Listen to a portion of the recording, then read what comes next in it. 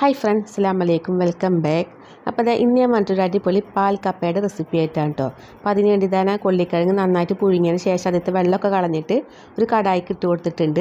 അതിലോട്ട് പച്ചമുളകും ചെറിയ ഉള്ളിയും വെളുത്തുള്ളിയും കൂടി ചതച്ചിട്ട് ചേർത്ത് കൊടുത്തിട്ടുണ്ട്. അതിൻ്റെ കൂടെ തന്നെ ഞാൻ ഒരു നാളികേരത്തിൻ്റെ പാലും കൂടി ചേർത്തിട്ടുണ്ട്. എന്നിട്ട് ഗ്യാസ് കത്തിച്ച് നമുക്ക് നന്നായിട്ടൊന്ന് വേവിച്ചെടുക്കണം. കപ്പ കിടന്ന് നന്നായിട്ട് വെന്തൊന്ന് ഉടഞ്ഞ് വരണം. അപ്പോൾ നന്നായി തിളച്ച് വന്നതിന് ശേഷം അതിലേക്ക് കുറച്ച് ഉപ്പും കൂടെ ചേർത്ത് കൊടുത്തിട്ടുണ്ട്. ഇത് നന്നായിട്ട് വെന്തൊന്ന് കുറുകി വന്ന് നമുക്ക് അതിലേക്ക് തേങ്ങയുടെ ഒന്നാം പാൽ ചേർത്ത് കൊടുക്കുക. അപ്പോൾ നന്നായിട്ട് കുറുകി വന്നിട്ട് എനിക്ക് അതിലേക്ക് തേങ്ങയുടെ ഒന്നാം പാൽ ചേർത്ത് കൊടുക്കുക. അപ്പോൾ കുറച്ച് പാലാണ് ഞാൻ ആദ്യം ഒന്നാം പാലായിട്ട് എടുത്ത് വെച്ചിട്ടുള്ളത്.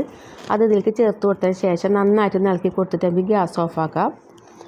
ഇനി നമുക്കിതൊന്ന് തളിച്ച് കൊടുക്കുക. അപ്പോൾ അതിന് വേണ്ടി ഞാൻ പാനിൽ വെളിച്ചെണ്ണയിലാണ് തളിച്ച് കൊടുക്കുന്നത്. അതിലേക്ക് കടുക്, ചെറിയ ഉള്ളി, വറ്റൽമുളക്, കറിവേപ്പിലയും കൂടി ഇട്ടിട്ട് നമുക്ക് നന്നായിട്ടൊന്ന് താളിച്ചിട്ട് അതിലേക്ക് ഒഴിച്ചു കൊടുക്കുക.